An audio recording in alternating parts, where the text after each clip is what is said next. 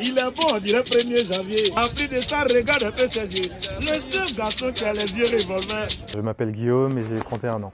Je suis développeur web. Je fais l'école de Supinfo. J'ai créé ma société qui s'appelle Appvice Consulting. Ça permet justement d'aider les entreprises et les particuliers à créer leur site web et applications mobiles. Et j'aimerais m'exporter, si je m'installe en Afrique, à faire ça de l'autre côté du continent. J'ai déjà visité le Sénégal et le Ghana. Depuis tout petit, j'ai eu cette idée dans un coin de la tête, mais rien n'était encore concret. Et c'est à force de regarder des vidéos d'entrepreneuriat ou écouter des podcasts qui m'ont donné de plus en plus envie à investir là-bas.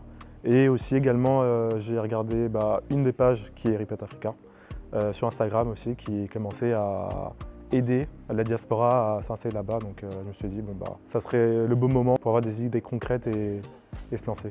L'informatique, je trouve que c'est l'un des secteurs les plus innovants et les plus puissants parce qu'on peut absolument tout créer.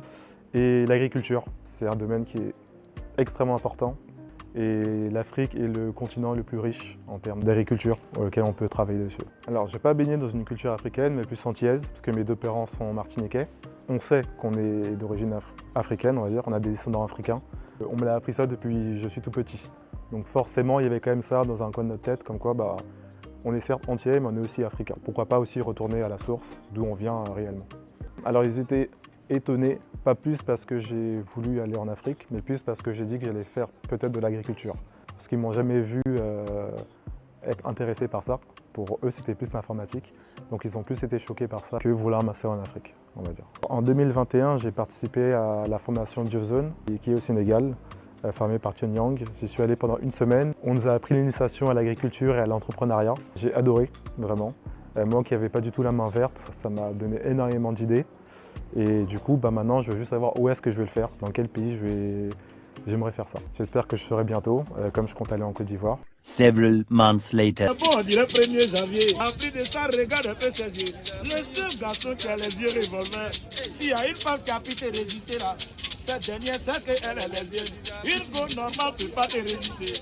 Dans 5 ans, j'espère avoir pu créer mon entreprise, avoir eu déjà mes idées, avoir commencé à travailler, avoir des employés, aider la communauté. Le plus gros challenge, je pense, c'est m'adapter à la culture locale. Moi, je suis quelqu'un de très speed et très carré. Il va falloir que ça soit moi qui m'adapte à eux et non eux à moi. Parce que je ne vais pas arriver en sauveur alors que techniquement, je ne suis pas chez moi. Je viens chez eux, donc c'est à moi de m'adapter à eux. Le fait d'arriver et m'inculquer les valeurs du pays, des coutumes, et ensuite m'intégrer comme un bon local, on va dire. Pourquoi j'ai rejoint Ripet? Alors, j'ai vu Ripet sur Instagram, j'ai commencé à les suivre et un jour j'ai rencontré un membre de Ripet parce que je fais aussi de l'investissement immobilier et il m'a très bien parlé de Ripet. Il m'a dit qu'ils étaient extrêmement bien organisés et c'est vrai. Ils avaient des idées concrètes. Lorsqu'ils disent quelque chose, c'est fait et de manière fluide. Vraiment, toutes les informations sont extrêmement claires et j'ai aimé ça.